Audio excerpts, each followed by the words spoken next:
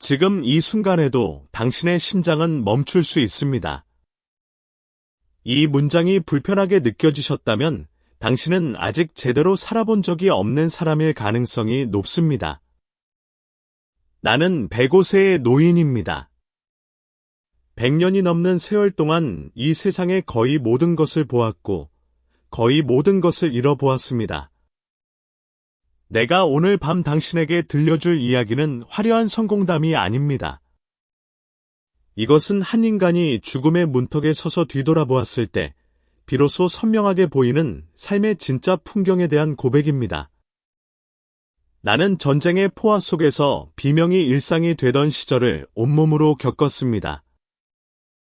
굶주림이 영혼까지 갉아먹는 처절한 가난을 견뎌냈고 폐허에서 일어나는 나라의 기적을 두 눈으로 목격했습니다. 대학 강단에서 수천 명의 제자를 가르쳤고 그보다 더 많은 장례식장에서 조사를 낭독했습니다. 그리고 그 모든 시간이 지나고 난 뒤에야 비로소 깨달은 단 하나의 진실이 있습니다. 사람은 죽음 그 자체를 후회하는 것이 아니라 제대로 살지 못했음을 후회한다는 사실입니다. 아내는 이미 오래전에 나를 앞질러 떠났습니다. 매일 아침 안부를 묻던 친구들도 이제는 이름조차 가물거리는 묘비 속의 주인공이 되었습니다. 이 나이가 되면 세상의 눈치 같은 것은 더 이상 두렵지 않습니다. 나 자신조차 이미 풍경의 일부가 되어버린 느낌이기 때문입니다. 지금 내 기분은 깎아지른 절벽 끝에 서서 아래를 내려다보는 것과 비슷합니다. 그런데 이상한 것은 절벽 아래로 떨어지기 직전인 나보다 아직 시간이 한참 남았다고 여유를 부리는 당신이 더 위태로워 보인다는 점입니다. 당신은 시간이 충분하다고 생각하고 계십니까? 조금만 더 벌면, 이번 프로젝트만 끝나면, 아이들 다 키워놓으면 하는 말들로 오늘을 저당 잡히고 있지는 않습니까? 우리는 모두 죽는다는 명제를 머리로는 알고 있지만 가슴으로는 절대 느끼지 못합니다. 그래서 하루를 마치 무한히 공급되는 값싼 상품처럼 아무렇게나 소비해버립니다. 하지만 시간은 예금이 아니라 매 순간 빠져나가는 자동이체입니다. 한번 빠져나간 시간은 어떤 은행에서도 환불해주지 않습니다. 오래전 서울에서 학생들을 가르치던 시절의 이야기를 해보겠습니다. 그때 서울의 공기는 지금보다 훨씬 거칠었고 전쟁의 흉터가 골목마다 배어 있었습니다. 모두가 더 나은 내일을 위해 이를 악물고 일하던 시절이었습니다. 내게는 아주 유능한 동료 교수가 한 명 있었습니다. 그는 나보다 현실 감각이 뛰어났고 세상 물정에 밝았으며 강의 실력도 일품이었습니다. 학회 활동도 활발했고 스스로의 인생에 대해 완벽한 설계도를 가지고 있는 사람이었습니다. 어느 날 저녁 학교 근처에서 막걸리 잔을 기울이며 그가 내게 말했습니다. 딱 3년만 더 고생하겠다고 했습니다. 3년만 더 뛰고 나면 정말 멈추겠다고 했습니다. 아내와 유럽 여행도 가고 미뤄두었던 그림도 배우고 진짜 자기가 하고 싶은 것을 하면서 살겠다고 했습니다. 지금은 그저 준비 단계일 뿐이라고 했습니다. 그의 계획은 정교했습니다. 빈틈 하나 없이 짜여진 완벽한 여행 일정 같았습니다. 그런데 인생이라는 것은 가끔 예고 없이 치명적인 오류를 발생시킵니다. 그로부터 불과 몇 달 뒤 그는 학교 본관을 나서다 갑자기 가슴을 부여잡고 쓰러졌습니다. 급성 심장마비였습니다. 병원으로 옮겨졌지만 그는 다시는 강의실로 돌아오지 못했습니다. 그의 나이 겨우 52였습니다. 장례식장에서 영정 속의 그를 바라보며 나는 뼈에 사무치는 깨달음을 얻었습니다. 비극은 그가 죽었다는 사실이 아니었습니다. 누구나 죽으니까요. 진짜 비극은 그가 단 한 번도 진짜 삶을 시작해보지 못한 채 준비만 하다가 떠났다는 사실이었습니다. 그의 책상 위 다이어리에는 5년 뒤, 10년 뒤의 일정까지 빽빽하게 적혀 있었습니다. 하지만 정작 그가 꿈꾸던 행복한 일상은 단 한 줄도 기록되어 있지 않았습니다. 그는 평생을 미래라는 신기루를 향해 전력 질주하면서 정작 지금이라는 유일한 현실을 발밑에 깔고 무심히 밟아 지나갔던 것입니다. 여러분도 혹시 인생의 대기실에서 순서를 기다리고 있지는 않습니까? 언젠가 문이 열리면 그때 들어가겠다고 믿으며 의자에 앉아 지루하게 기다리고 있는 중입니까? 이 나이가 되어 돌아보니 그 친구의 죽음은 내 인생에서 가장 조용하지만 가장 강력한 경고였습니다. 인생은 우리가 준비될 때까지 기다려주지 않습니다. 우리는 이미 무대 위에 던져졌고 공연은 이미 시작되었습니다. 대본을 외우느라 관객의 박수 소리를 듣지 못하는 배우가 되지 마십시오. 우리는 보이지 않는 미래의 보상을 위해 지금 이 순간의 삶을 가차없이 희생합니다.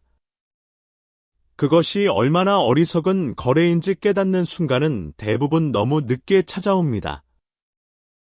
내 친구처럼 준비가 끝나기도 전에 무대의 조명이 꺼져버리는 일이 실제로 일어나기 때문입니다. 그는 3년 뒤를 약속했지만 3개월도 채 되지 않아 세상을 떠났습니다. 당신은 지금 몇 년 뒤를 기약하며 오늘을 유예하고 있습니까? 내일이 반드시 온다는 보장은 이 세상 어디에도 없습니다. 죽음은 번호표를 뽑고 순서를 기다려주는 친절한 존재가 아닙니다. 그것은 예고 없이 찾아오는 불청객이며 당신의 계획표 따위는 안중에도 없습니다. 나는 그 친구의 장례를 치르고 나서 인생을 대하는 태도가 완전히 바뀌었습니다.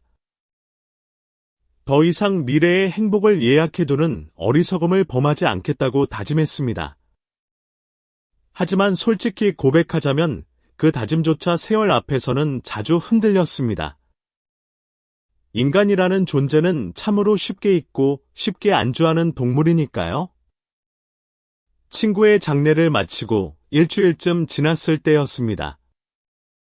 나는 무거운 마음을 이끌고 그의 연구실을 정리하는 자리에 함께했습니다. 문을 열자 익숙한 오래된 종이 냄새와 잉크향이 코끝을 스쳤습니다.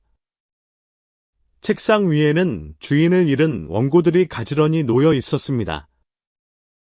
벽면 화이트보드에는 앞으로 10년 동안 그가 쏟아부으려 했던 열정의 흔적들이 빼곡하게 적혀 있었습니다. 다음 학기 강의 계획부터 해외 학회 발표 주제, 심지어는 동료들과의 약속까지 말입니다. 그 모든 계획은 여전히 유효해 보였지만 단 한 가지, 그 계획의 주인공만이 사라진 상태였습니다. 창가로 스며드는 오후의 나른한 햇살은 비어있는 의자 위를 무심하게 비추고 있었습니다. 마치 그가 잠시 자리를 비운 것처럼 평온한 풍경이었지만 우리 모두는 알고 있었습니다. 그 의자의 온기는 이미 식었고 다시는 채워지지 않을 것이라는 사실을요. 그런데 정말로 놀라운 일은 그 다음에 벌어졌습니다. 그가 그토록 헌신했던 학교는 단 하루도 멈추지 않았습니다. 학생들은 여전히 매점에 모여 웃고 떠들었고 행정실 직원은 잠시 숙연해졌다가도 이내 밀려드는 서류를 처리하느라 분주했습니다. 불과 몇 달이 지나자 다른 젊은 교수가 그의 강의를 맡았고 그의 이름이 적혀있던 명패는 아주 조용히 그리고 신속하게 교체되었습니다. 장례식장에서 오열하던 제자들도 기말고사 시즌이 되자 자신의 학점을 걱정하느라 바빴습니다. 그때 나는 가슴 한 구석이 서늘해지는 것을 느꼈습니다. 우리는 스스로를 대단히 중요한 존재라고, 내가 없으면 세상의 톱니바퀴가 멈춰버릴 것이라고 믿으며 살아갑니다. 하지만 사실 세상은 한 사람의 소멸 정도는 가볍게 처리하며 무심하게 굴러갑니다. 당신이 오늘 갑자기 출근하지 않는다면 상사는 당신의 건강을 걱정하기보다 당신의 업무를 대신할 사람을 찾는데 더 많은 시간을 쓸 것입니다. 장례식장의 화환은 사흘이면 시들고 추모의 글은 며칠이면 익힙니다. 내가 사라진 세상의 메일함에 여전히 광고 메일이 쌓이고 세상이 아무 일도 없었다는 듯 돌아가는 광경보다 더 서늘한 것은 없을 겁니다. 조직이나 사회라는 거대한 유기체는 개별 구성원의 생존보다 전체 시스템의 연속성을 우선시하도록 설계되어 있습니다. 당신이 그 자리를 지키기 위해 밤을 새우고 건강을 희생했던 그 모든 노력은 시스템의 입장에서 보면 교체 가능한 부품 하나의 작동에 불과할 수 있습니다. 이것은 잔인한 진실이지만 동시에 엄청난 해방을 줍니다. 세상이 나에게 그토록 의존하지 않는다면 우리는 타인의 기대나 조직의 요구라는 감옥에서 걸어 나올 용기를 얻을 수 있기 때문입니다. 그렇다면 질문을 바꿔야 합니다. 세상이 아니라 누가 정말로 당신을 간절히 기다리고 있습니까? 내 동료 교수는 평생을 사회적 인정이라는 것을 쫓으며 살았습니다. 그는 늘 바빴고 자신이 없어서는 안 될 존재라고 굳게 믿었습니다. 하지만 그가 마지막 숨을 내쉬는 순간 그의 곁에서 눈물을 흘리며 손을 잡아준 것은 미완성 논문도 아니었고 그를 유능하다고 칭송하던 학회 동료들도 아니었습니다. 오직 그의 가족뿐이었습니다. 학교는 그의 자리를 채울 사람을 즉시 찾아냈지만 그의 아내에게 남편의 빈자리를, 그의 아이들에게 아버지의 빈자리를 대신해 줄 사람은 이 세상 어디에도 없었습니다. 직장의 의자는 금방 채워지지만 누군가의 마음속 빈자리는 영원히 메워지지 않습니다. 일은 어차피 누군가에 의해 이어지게 마련이지만 소중한 사람과의 관계는 한번 끊어지면 그것으로 끝입니다. 무덤은 자기 없으면 세상이 안 돌아간다고 믿었던 사람들로 가득 차 있다는 말을 기억하십시오. 오늘 퇴근길이 조금 늦어진다면 그 이유가 정말로 포기할 수 없는 가치 때문인지 스스로에게 물어보시기 바랍니다. 당신이 사라져도 태양은 내일 아침 어김없이 떠오를 것이고 세상은 평소와 다름없이 돌아갈 것입니다. 이 허무함이 주는 역설적인 평온함을 느껴보십시오. 당신은 세상의 모든 짐을 짊어질 필요가 없습니다. 그저 오늘 당신을 진심으로 사랑해주는 사람의 눈을 한 번 더 바라보는 것이 100년을 산 노인이 줄 수 있는 가장 현실적인 조언입니다. 이제 우리가 그토록 움켜쥐려 했던 물질적인 것들에 대해 이야기해 보겠습니다. 나는 지금 아주 작은 방에서 하루의 대부분을 보냅니다.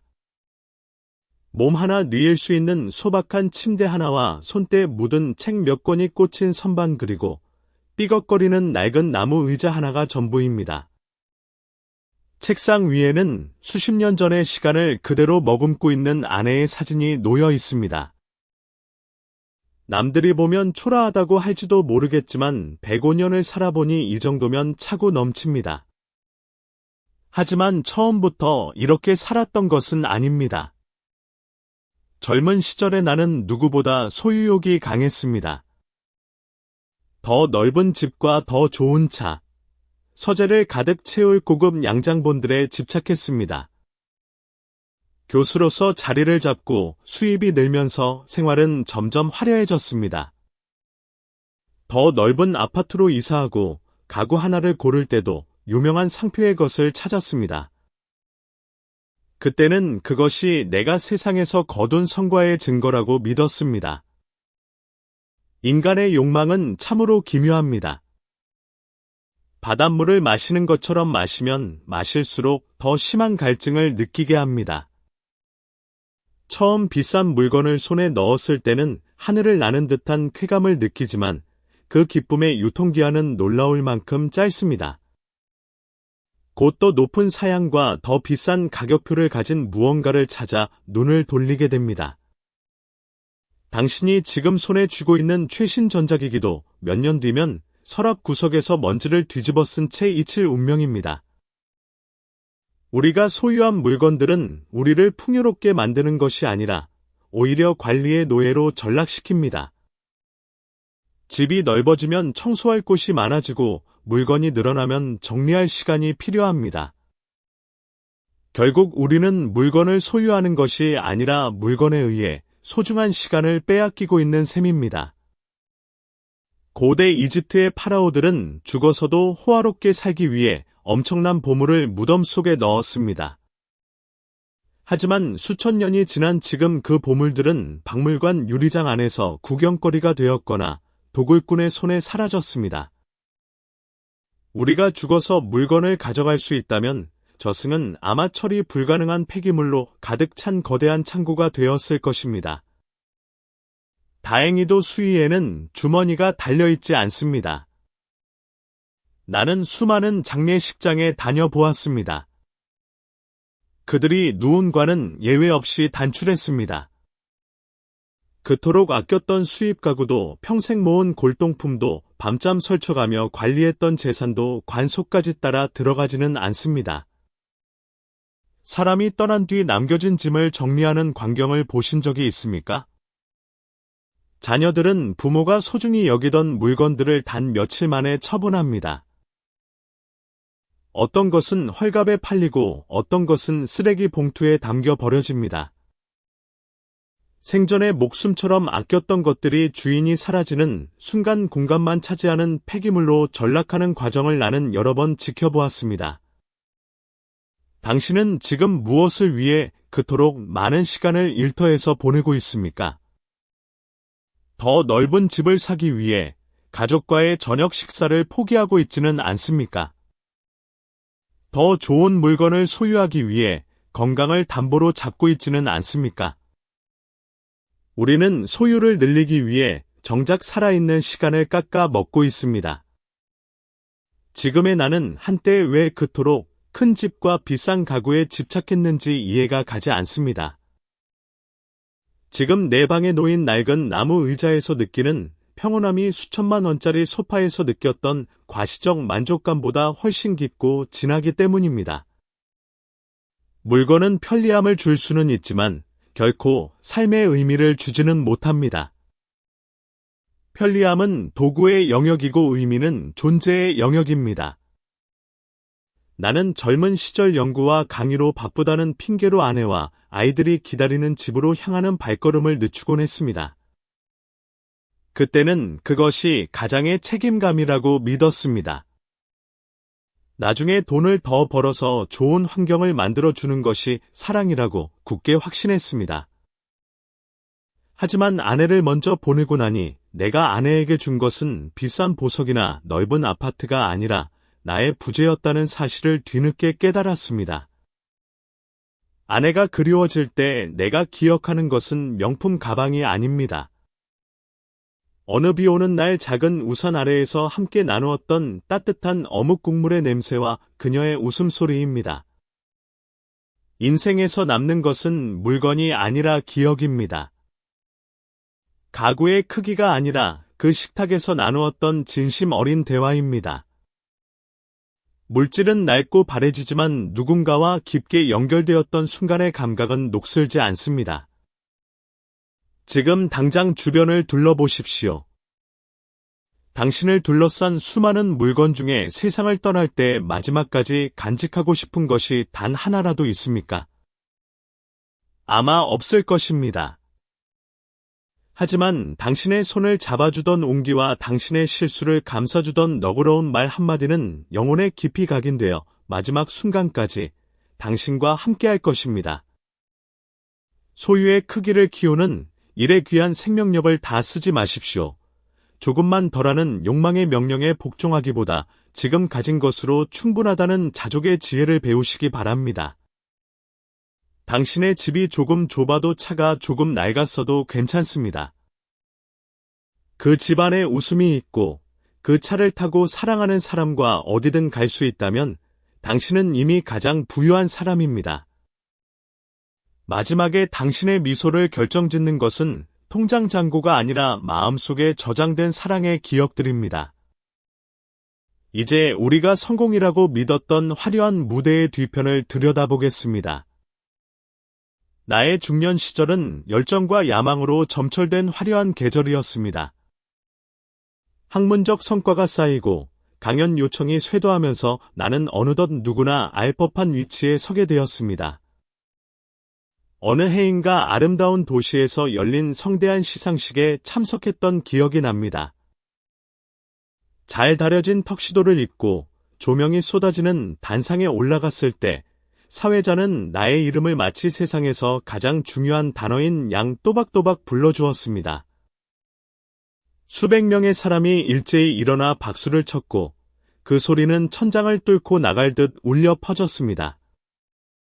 솔직히 그 순간은 정말 기뻤습니다. 수십 년간 고독하게 연구하고 글을 써온 시간에 대한 보상처럼 느껴졌으니까요. 하지만 그날 밤 묵직한 상패를 들고 돌아온 집은 이상할 정도로 고요했습니다. 조금 전까지 귀를 울리던 박수 소리는 이미 사라지고 없었습니다. 아내는 거실 불을 끄고 잠들어 있었고 어두운 식탁 위에는 식어버린 보리차 한 잔만 놓여 있었습니다. 그 정막 속에서 나는 기묘한 괴리감을 느꼈습니다. 무대 위에서 나를 향해 환호하던 사람들은 정말로 나라는 인간을 사랑해서 박수를 친 것일까요? 아니면 내가 짊어진 직함과 그들이 필요로 하는 지식의 효용을 인정했기 때문일까요? 우리는 사회적 성취가 곧 나의 본질이라고 믿으며 살아가지만 사실 사회는 우리의 기능에 박수를 보낼 뿐 우리의 영혼에는 큰 관심이 없습니다. 살아보니 알겠습니다. 인맥이라는 것은 결국 내가 잘 나갈 때만 응답하는 유료 서비스와 비슷합니다. 내가 쓸모없어지는 순간 수많은 연결고리는 가차없이 끊어집니다. 이 나이에 내게 가장 소중한 것이 무엇인지 아십니까? 화려한 상패가 아닙니다. 아침에 눈을 떠서 숨을 쉴 수 있다는 안도감 그리고 창밖에 작은 새가 나를 보고 도망가지 않는 소소한 교감입니다. 사회적 성공이라는 것은 유통기한이 정해진 꽃다발과 같습니다. 고대 로마의 장군들이 전쟁에서 승리하고 개선 행진을 할 때 전차 뒤에 한 명의 사람이 서서 끊임없이 속삭였다고 합니다. 당신도 죽는다는 사실을 기억하라고 말입니다. 승리의 도취감에 빠져 자신을 불멸의 존재라고 착각할지 모르는 장군에게 당신 역시 언젠가 한 줌의 흙으로 돌아갈 인간일 뿐이라는 사실을 일깨워준 것입니다. 105년을 살아온 나 역시 같은 말을 전하고 싶습니다. 당신이 지금 목숨 걸고 매달리고 있는 그 성취가 인생의 마지막 밤에 당신의 베개를 지켜주지는 않습니다. 나는 빛나는 상패를 받기 위해 얼마나 많은 소중한 순간들을 희생했는지 모릅니다. 학회 일정을 맞추느라 아이들의 학예회에 가지 못했고 원고, 마감을 지키느라 아내와 약속했던 주말 산책을 번번이 취소했습니다. 그때는 더 높은 곳으로 올라가는 것이 가족을 위하는 길이라고 합리화했습니다. 하지만 지금 솔직히 고백하자면 그 상패들이 어디에 있는지 정확히 알지 못합니다. 이사를 거치면서 상자 속으로 들어갔거나 서재 구석에서 먼지만 뒤집어 쓰고 있을 것입니다. 하지만 그 시절 가족과 함께하지 못해 그들의 눈에 서렸던 외로움은 여전히 내 가슴에 선명한 흉터로 남아 있습니다. 성공은 마치 중독성 있는 것과 같아서 한번 맛을 보면 더 큰 자극을 원하게 됩니다. 남들의 부러운 시선과 신문에 실리는 내 이름이 나를 지탱하는 힘이라고 착각하게 만듭니다. 하지만 그것은 강물 위에 뜬 달빛처럼 아름다워 보이지만 손을 뻗으면 사라지는 허상입니다. 직업은 당신을 설명하는 도구는 될 수 있어도 당신의 영혼을 채워주는 전부는 아닙니다. 만약 내가 오늘 떠난다면 도서관 서가에 꽂힌 나의 저서들은 한동안 누군가에게 읽히겠지만 그것이 내 아이들의 차가운 손을 잡아주거나 아내의 눈물을 닦아주지는 못합니다. 기술이 아무리 발전해도 절대 대체할 수 없는 것이 있습니다. 바로 서툰 진심입니다. 완벽한 논리를 구사하는 기계는 만들 수 있어도 가족을 위해 삐뚤하게 깎아놓은 과일 한 접시의 온기는 오직 사람만이 줄 수 있습니다. 이 나이가 되어보니 내가 쓴 수만 장의 원고보다 아내를 위해 끓였던 서툰 미역국 한 그릇이 더 가치 있는 성취였다는 생각이 듭니다. 화려한 무대 의상을 벗어 던졌을 때 남는 진짜 나는 어떤 모습인가요? 당신은 박수 소리가 사라진 뒤의 정적을 견딜 준비가 되어 있습니까?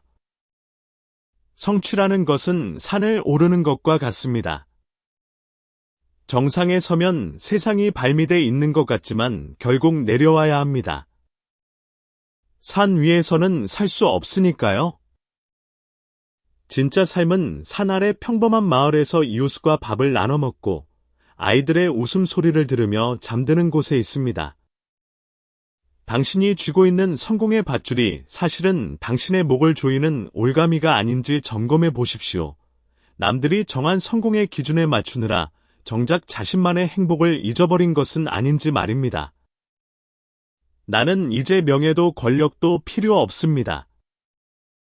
내가 원하는 것은 내일 아침에도 눈을 떠서 창밖을 볼 수 있는 것 그리고 찾아오는 사람에게 따뜻한 차 한 잔을 건넬 수 있는 여유뿐입니다. 인생의 마지막 페이지를 채우는 것은 화려한 수식어가 아니라 담백하고 진실한 마침표입니다. 이제 마지막 이야기입니다. 여기에는 내가 걸어오며 발견한 가장 눈부신 보물이 있습니다. 나는 이제 낡은 의자에 깊숙이 몸을 파묻고 하루를 보내는 노인이 되었습니다. 몸은 여기저기 삐걱거리고 예전처럼 활기차게 걷는 일은 꿈도 꾸지 못합니다. 그런데 참 이상한 일입니다. 수십 년 동안 수만 명 앞에서 열변을 토하고 수많은 학문적 성과를 쌓았음에도 조용히 눈을 감았을 때 가장 먼저 떠오르는 장면은 그런 거창한 것들이 아닙니다. 아내와 함께 보냈던 어느 평범한 일요일 아침의 풍경입니다. 특별한 일정이 없던 날 창가로 쏟아지는 햇살을 맞으며 마주 앉아 김이 모락모락 나는 차 한 잔을 나누던 시간입니다. 대단한 이야기를 나누지도 않았습니다. 어제 본 드라마 이야기와 새로 산 화분 이야기 같은 시시한 일상을 주고받았을 뿐인데 그 따뜻한 공기의 질감이 어떤 명예보다 선명한 실체로 남아 있습니다.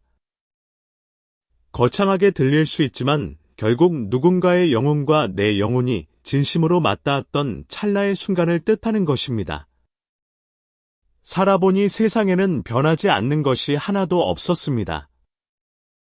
한때 유행했던 생각도 밤잠 설치며 지켰던 원칙도 세월 앞에서는 형태를 바꿉니다.